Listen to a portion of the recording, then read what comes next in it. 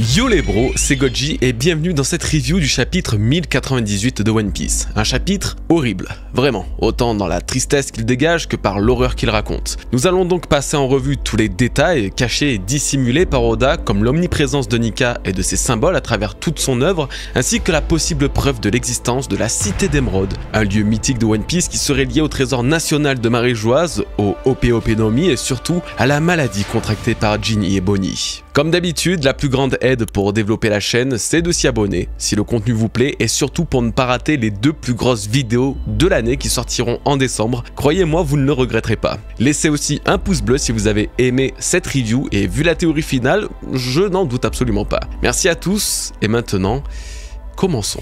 Je voudrais évidemment et brièvement mentionner l'annonce d'Oda en cover de chapitre. Il n'a pas pu finir le chapitre à temps et donc certaines pages ne sont pas complètes. Alors jusqu'à présent on ne sait pas quelle est la raison à cela, rien ne nous a été annoncé, donc au pire des cas ce qu'on ne souhaite pas c'est pour une raison médicale et au mieux c'est un manque de temps. Il existe une chance vu l'intensité et l'ampleur du drame de ce chapitre qu'Oda ait simplement eu du mal à le terminer, ça lui est presque déjà arrivé, bref rassurez-vous quand même et de toute façon ça sera très probablement corrigé dans les tomes. Soyez indulgents tout en n'étant pas alarmiste non plus pour l'instant, rien n'est dramatique. Ok, donc on peut commencer l'analyse de ce chapitre avec la mort de Ginny. Nous apprenons très vite que Ginny a été kidnappée pour devenir la femme d'un Tenryubito. Si l'identité de celui-ci ou de celui qui a attaqué toute son armée dans le précédent chapitre n'a pas encore été dévoilée, il n'en faudra pas plus aux révolutionnaires pour redoubler d'efforts et d'intensité dans leur bataille contre le gouvernement. La fréquence de leur bataille est absolument démentielle et Kuma lui-même s'est dévoué corps et âme dans cette cause depuis la disparition de Ginny. Mais tout a basculé un jour pluvieux,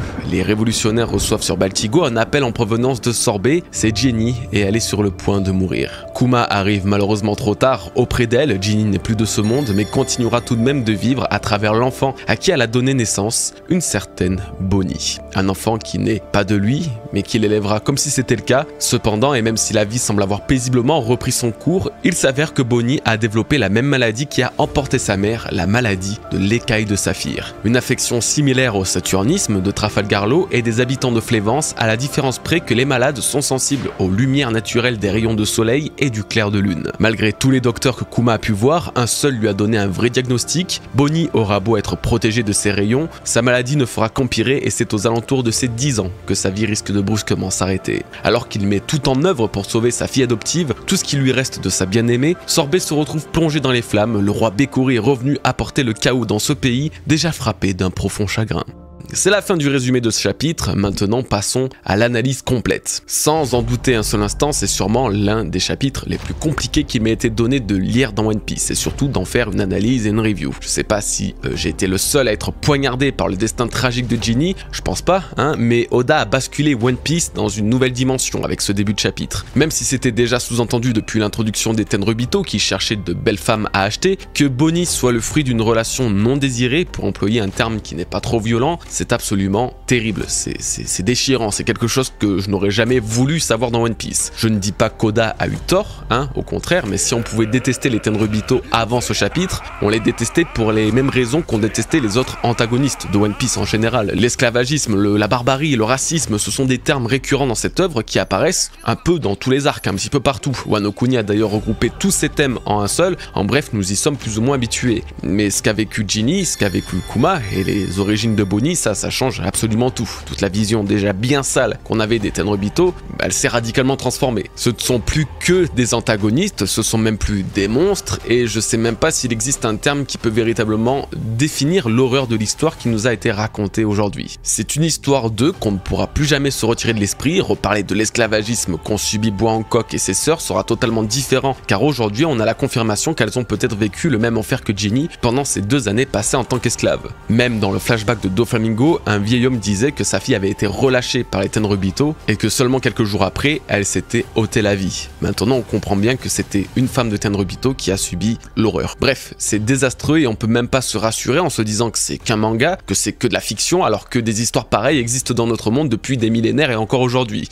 Je voulais juste parler une bonne fois pour toutes de ce sujet qui fut sans aucun doute, en tout cas pour moi, le plus lourd et tragique que One Piece ait eu à aborder ces derniers mois, années ou même décennies. Heureusement, nous allons pouvoir à peu près nous sortir cette cette horreur de l'esprit en se plongeant dans diverses théories et analyses bien loin de ce thème. J'ai séparé les théories et analyses de ce chapitre en 3 parties. La première concerne le retour de Bécory au royaume de Sorbet. On verra très rapidement ce que ça cache et l'impact que ça aura dans le futur. La deuxième partie, elle, concernera Nika avec les très nombreuses mentions qui sont faites de ce dieu. Et pour finir, la dernière partie et troisième sera sûrement la plus dense puisqu'elle va concerner la maladie qui a frappé Ginny et Bonnie, et vous allez découvrir le lien que ça aurait avec Marie-Joise, son trésor national et peut-être même la cité d'Émeraude.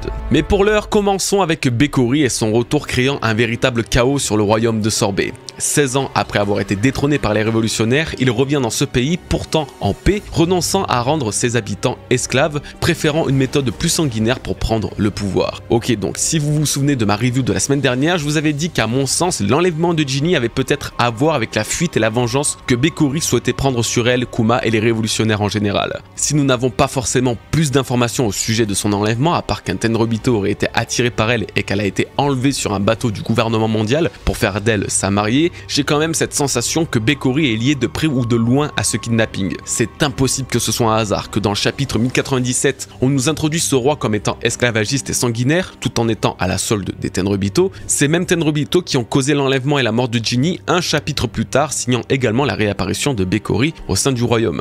Alors du coup, on peut se demander à quoi servira ce foutu roi pour le développement de Kuma et son flashback. Eh bien vous le savez tous, l'un des principaux titres de Kuma était le roi tyrannique. Or, vous l'avez aussi bien vu que moi, Kuma n'a rien d'un tyran, que ce soit dans le présent, il y a 2 ans ou même dans tout le flashback que l'on a eu sur lui depuis des semaines. J'en viens donc à me demander s'il n'a pas pris volontairement le rôle de roi de Sorbet pour se faire une fausse réputation de tyran et ainsi protéger son royaume des mecs comme Bécory qui n'oseraient pas attaquer un pays déjà dirigé par quelqu'un d'aussi terrifiant. Ce qui fait que malgré sa réputation, il n'est pas du tout un tyran et au contraire était aimé de ses citoyens mais aurait pris cette place suite au nouvel assaut de Bécory. Maintenant, une autre chose est intéressante, Bonnie au chapitre 908 se fait passer pour Connie, la reine mère du royaume Sorbet. On a très longtemps pensé que l'apparence que prenait Bonnie était celle d'une vraie personnalité, peut-être de sa grand-mère, avant de découvrir dans ce chapitre que c'était tout bonnement impossible. Ginny ne semblait pas avoir de mère. La réponse à cette énigme serait que Connie n'existe absolument pas et que ce soit en réalité un personnage créé par Bonnie pour gouverner Sorbet sous l'apparence d'une vieille reine. Elle aurait fait ça pour plusieurs raisons, déjà pour reprendre le contrôle du royaume après que Kuma soit devenu Shichibukai, mais aussi et surtout pour rallier Sorbet au gouvernement mondial et ainsi assurer une protection à son royaume, expliquant donc sa présence à la rêverie.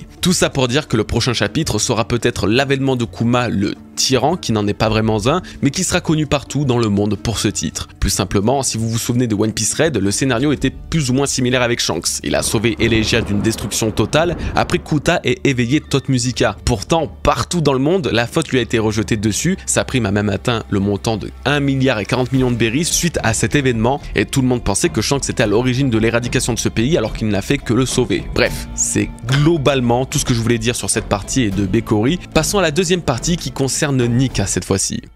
Là, c'est tout de suite beaucoup plus intéressant, déjà car dans ce chapitre très lourd et vecteur d'une profonde tristesse, ce n'est qu'à partir du moment où Nika est mentionné que l'on peut ressentir un petit peu de joie et de chaleur. Oui, le dieu du soleil existe pour de vrai, ça s'est ressenti là maintenant. Pour cause, Kuma demande à Bonnie où elle souhaiterait voyager lorsqu'elle sera guérie de sa maladie. Pour ses 19 ans, ça sera le royaume mythique des hommes poissons, et pour ses 20 ans, il s'agira des légendaires îles célestes, un endroit si proche du soleil que l'on pourrait peut-être y apercevoir Nika. Une déclaration qui ravit Kuma, tous deux entament alors la danse folklorique du dieu du soleil. C'était vraiment mignon, ça a fait beaucoup de bien, mais surtout c'est ici que nous pouvons découvrir beaucoup de choses. Tout d'abord, en plus d'avoir l'origine du fameux « Où souhaiterais-tu voyager » de Kuma, qui était en réalité une question posée à Bonnie pour lui offrir un peu d'espoir et de rêve, c'est l'origine de sa fameuse Bible que nous avons devant les yeux. Le grand livre que lit Bonnie se révèle être la Bible que Kuma portera plus tard à en juger les lettres IBL sur la couverture et surtout le symbole rond avec les 4 traits dans le dos du livre. Symbole que Kuma porte dans sa tenue révolutionnaire, oui effectivement, mais symbole qu'on retrouve également sur le dos de sa Bible, visible au chapitre 512. Du coup, on a enfin la réponse et l'origine de ce mystérieux emblème que porte Kuma. Eh bien, c'est pas si facile, au contraire, on tombe sur un os. En effet, Kuma ne semble pas connaître le contenu de cette Bible, c'est ce que sa réaction laisse sous-entendre quand Bonnie lui dit que c'est dans ce livre qu'elle a lu la légende des îles célestes, chose qu'il ne savait absolument pas. Mais alors, s'il n'a jamais lu cette Bible, pourquoi on y retrouve le même symbole que sur sa tenue en tout début du chapitre lorsqu'il combat avec les révolutionnaire. Eh bien, si je vous disais qu'il s'agirait d'un symbole lié à Nika, tout comme deux autres symboles présents dans ce chapitre. Kuma se tient à 2 reprises devant la croix de son église qui possède des caractéristiques très importantes. Le symbole du soleil entouré de 8 points et une croix ancrée, symbole omniprésent dans One Piece depuis des années.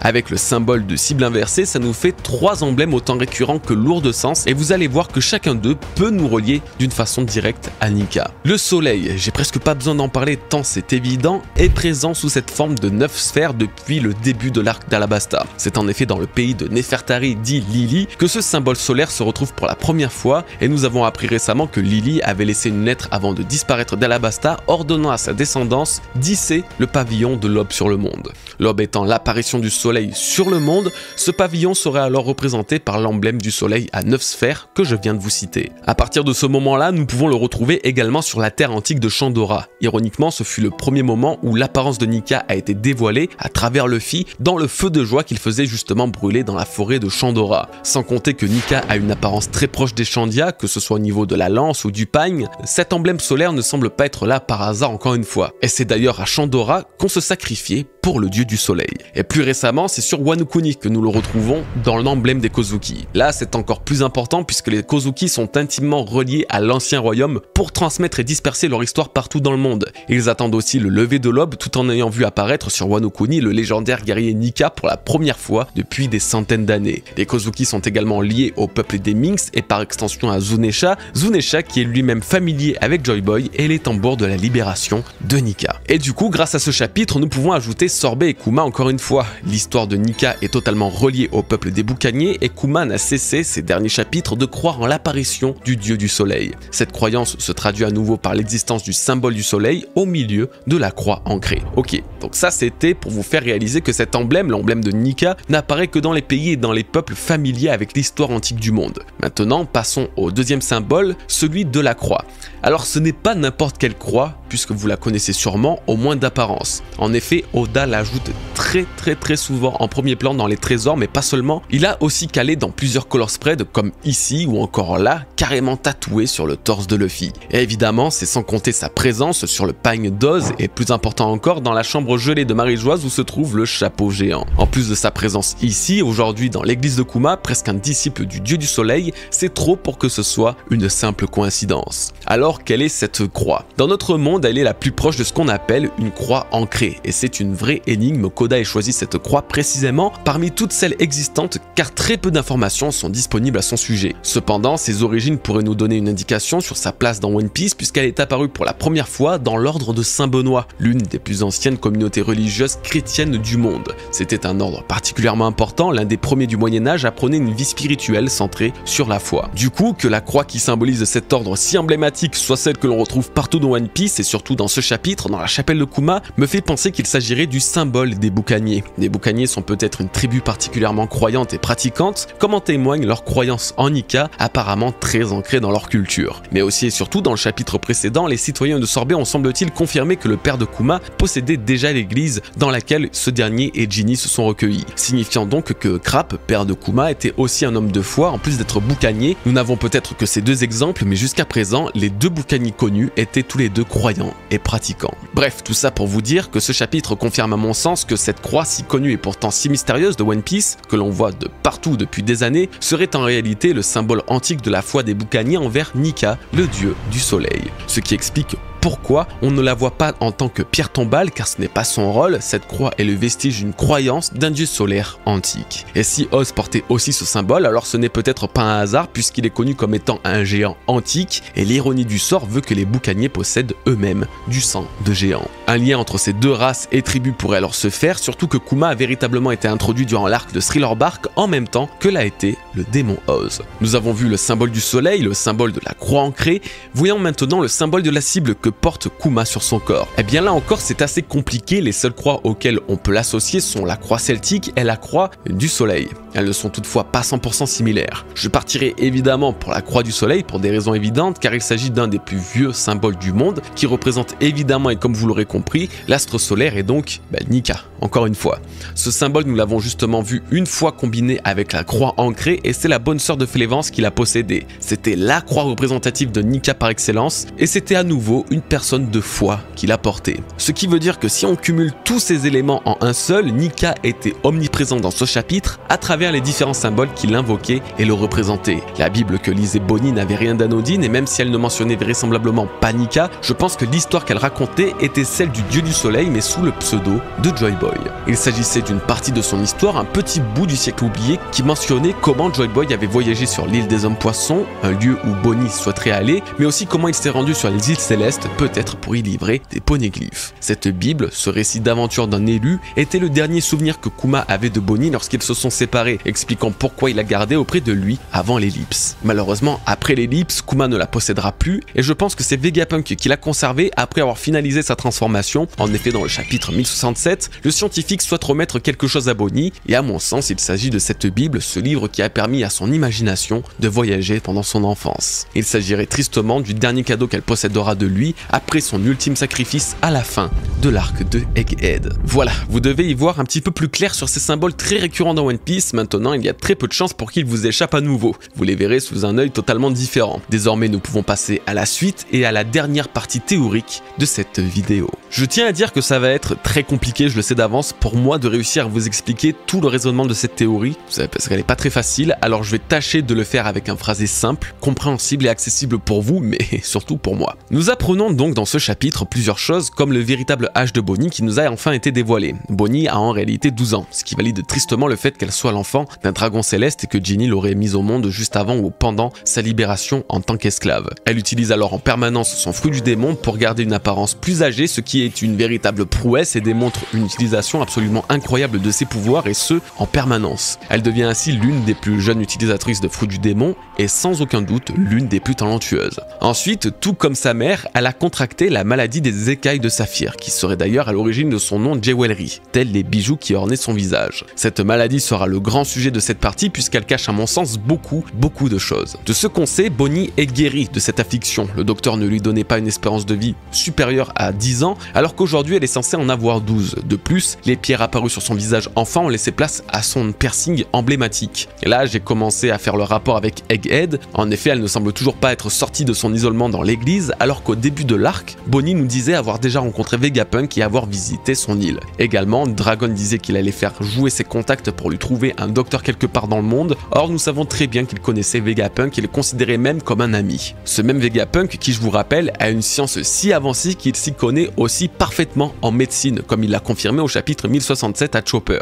La théorie qui n'en est finalement pas vraiment une est alors très simple. Dragon a envoyé Kuma voir Vegapunk qui a réussi à soigner Bonnie. Peut-être que ce n'est que temporaire, peut-être qu'elle est toujours malade, mais que seul son piercing retarde l'avancée de sa maladie, ou peut-être que Vegapunk a vraiment trouvé un remède. Peu importe, d'ici les prochains chapitres, on découvrira alors la première rencontre entre Vegapunk, Kuma et Bonnie. Ok, donc maintenant nous allons véritablement pouvoir parler de cette maladie qui cacherait à mon sens un grand secret et je pense qu'après vous avoir dévoilé ma théorie, vous le verrez vous aussi d'une façon totalement différente. En effet, cette maladie serait intimement reliée à deux grands mystères de One Piece, le trésor national de Marie-Joise et la cité d'Emeraude mentionnée par Bellamy. Laissez-moi vous expliquer. Il faut revenir au passé d'un personnage qui aura chamboulé beaucoup de personnes. Je parle de celui de Trafalgar Law. Souvenez-vous, Law était atteint d'une maladie rare propre au pays de Flévence, la maladie du plomb blanc. Cette maladie a vu le jour suite à l'utilisation absolument démesurée du magnifique plomb blanc qui recouvrait tout le pays de Flévence. Hautement toxique, l'exploitation de cet élément apportait certes énormément d'argent à Flévence et aussi au gouvernement mondial, parfaitement au courant du danger que ça représentait, mais par-dessus tout, tous les habitants du pays ont contracté cette maladie au même moment. En effet, la toxicité de cette maladie était aussi héréditaire, réduisant de 20 ans l'espérance de vie de chacune des générations, faisant qu'un garçon de 10 ans, comme Law, serait autant contaminé que son père qui en a 30. Voilà, il s'agissait d'une maladie d'une extrême violence propre à son pays et que les médecins n'arrivaient pas à soigner, seul le Hope Hope no Mi a réussi à sauver la vie de Law. Maintenant que vous avez bien cette histoire en tête, comparons avec la maladie de Bonnie. C'est une maladie qui se propage partout sur le corps en prenant une apparence de pierre bleue qui ne fait que se développer au contact des rayons du soleil ou de la lune,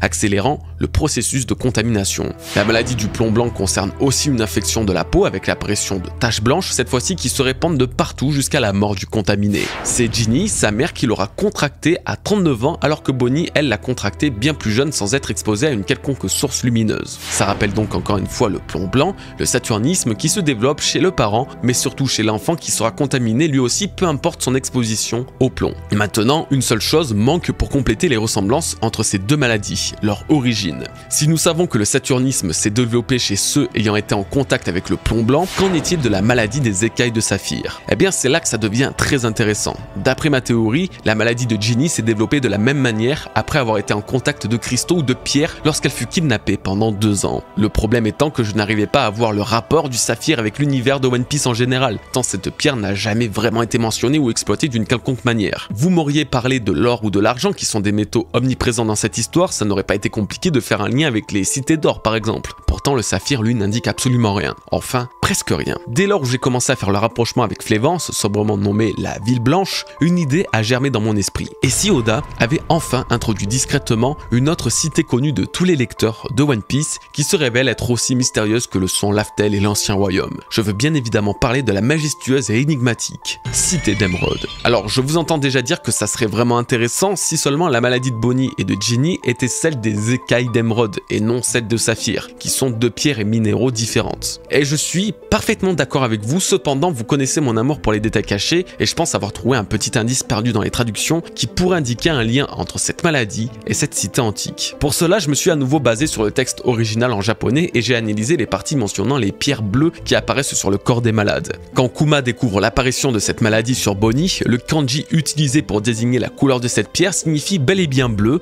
oui, mais est aussi couramment utilisé pour désigner la couleur verte, comme le vert de l'émeraude. De plus, l'écriture complète de la maladie mentionnée par le médecin, la maladie des écailles de saphir, laisse encore une fois apparaître le kanji de la couleur vert-bleu, le kanji des écailles, et par-dessus tout, le kanji d'une autre pierre précieuse, le jade. Comble de l'ironie, la couleur emblématique et plus traditionnelle associée au jade est la couleur verte, similaire à l'émeraude. Pour résumer brièvement, la couleur des pierres de cette maladie ne serait non pas entièrement bleue, mais cyan, voire même verte. Là où ma théorie commence à prendre du sens, c'est quand on sait que l'exposition au plomb blanc a rendu malades les habitants de Flévence, leur faisant apparaître des taches de cette même couleur sur la peau. La maladie des écailles de saphir serait alors déclenchée suite à une exposition trop prolongée aux émeraudes, au jade et aux autres pierres précieuses de la fameuse cité d'émeraude de Bellamy, citée comme une légende au même titre que les îles célestes, qui sont pourtant bien réelles. Et oui, vous avez bien compris, les dragons célestes auraient accès à cette cité antique qui nous est toujours inconnue depuis des centaines de chapitres. Elle pourrait se trouver en plein cœur de Marie-Joise, à l'intérieur de Redline. Si eux ne tombent pas malades, c'est que pour profiter de la beauté de ce royaume verdoyant et enfoui, ils porteraient leur habituel scaphandre. Quel intérêt, me direz-vous? Tout simplement car la cité d'Emeraude aurait autrefois été liée de près ou de loin à l'ancien royaume, et tout comme le chapeau géant gardé par Emu, symbole de leur victoire sur les dits, la cité d'Emeraude aurait été conservée par les Tenryubito pour profiter de sa beauté mortelle à l'origine de la maladie de Ginny. Mais alors quel est le rapport avec le trésor national de Marie-Joise comme je vous le disais plus tôt? Et bien là encore, ce trésor rejoint ma théorie sur la cité d'Emeraude, mais en passant par une route et une voie totalement différentes. Doflamingo disait qu'il connaissait tout de l'existence d'un trésor crucial existant dans les lieux sacrés de Marie-Joise, un trésor dont la simple existence bouleverserait le monde jusqu'à ses fondations, et que s'il avait eu les pouvoirs du Ope-Ope no Mi le jour où il a découvert ce trésor, il aurait pu utiliser le trésor national de Marie-Joise pour s'emparer du vrai pouvoir mondial. Mais il lui fallait une seule chose, les pouvoirs ultimes du Ope-Ope no Mi, l'opération de jouvence qui stoppe le vieillissement. Jusque-là, je vous ai rien appris, normalement tout le monde connaît cette histoire sur le bout des doigts. Maintenant, si on revient à la maladie du saphir, Ginny l'a contractée pendant son séjour sur Marie-Joise, tandis que l'état de Bonnie ne fera que s'empirer en vieillissant. La jeunesse éternelle accordée par le pouvoir ultime du Ope-Ope no Mi permettrait de survivre à cette maladie qui pourrait être encore plus puissante et agressive en utilisant le trésor national de Marie-Joise, un trésor qui serait relié à la cité d'Emeraude. Souvenez-vous, plus tôt je vous disais que dans la maladie contractée par Ginny et Bonnie, on retrouvait le kanji du jade, n'est-ce pas? Eh bien au-delà de sa couleur qui peut être verte, Oda ne l'aurait pas utilisé par hasard car le jade a de très nombreux symboles qui sont d'ailleurs totalement reliés à cette histoire de One Piece comme l'immortalité de l'esprit, le pouvoir absolu des dynasties impériales ou bien encore la jeunesse éternelle. C'est une pierre extrêmement reliée aux dieux et à la noblesse dans de nombreuses civilisations et son lien avec la jeunesse éternelle me laisse suggérer que cette pierre aura une grande place dans l'histoire de Marie-Joise, de la cité d'Emeraude, mais également dans l'histoire d'Imu. Imu est la divinité suprême du monde et des dragons célestes eux-mêmes. Cependant, Oda persiste à ne pas vouloir montrer ni son âge ni son apparence. Pourtant, Ivankov nous a confirmé dans le chapitre 1086 qu'un certain Nerona Imu était à l'origine de la création du gouvernement mondial avec 19 autres rois et que seule l'opération de la jeunesse éternelle du Ope no Mi pourrait expliquer la survie d'Imu aujourd'hui 800 ans plus tard. Maintenant, si on combine toutes ces informations que nous avons ensemble, on pourrait alors comprendre que Imu a bien profité de l'opération de jouvence pendant le siècle oublié. Cette opération de jouvence lui a permis, tout comme le souhaitait Doflamingo, de prendre le contrôle du monde grâce au trésor de Marie-Joise. Or, Imu aurait également contracté la maladie des écailles de saphir, cependant cette maladie ne l'aurait pas tué car l'âge d'Imu aurait été gelé, son corps n'aurait pas vieilli et cette maladie ne se serait pas propagée au point de lui ôter la vie comme ce que risque Bonnie. Ce qui expliquerait la petite taille d'Imu qui aurait véritablement l'apparence d'un ou d'une enfant. Imu régnerait alors sur le monde depuis 800 ans, bien qu'étant malade tout en ayant une apparence infantile, mais doit surtout et impérativement fuir les rayons du soleil et du clair de lune, l'emprisonnant dans un palais d'or et d'émeraude dans Marie-Joise. Ce qui expliquerait toute la symbolique autour de ce personnage qui ne représente rien si ce n'est le vide, comme le terme mu, Kimu, employé en parlant d'elle à la première personne à Cobra dans le chapitre 1085. Elle doit fuir les rayons de soleil et donc Nika tout en fuyant le clair de lune et ses ténèbres. Imu n'est rien si ce n'est consumé par les pouvoirs du trésor qu'elle cache, son visage laisserait alors paraître des écailles bleues ou vertes, mais son pouvoir lui serait bien supérieur à tous les astres.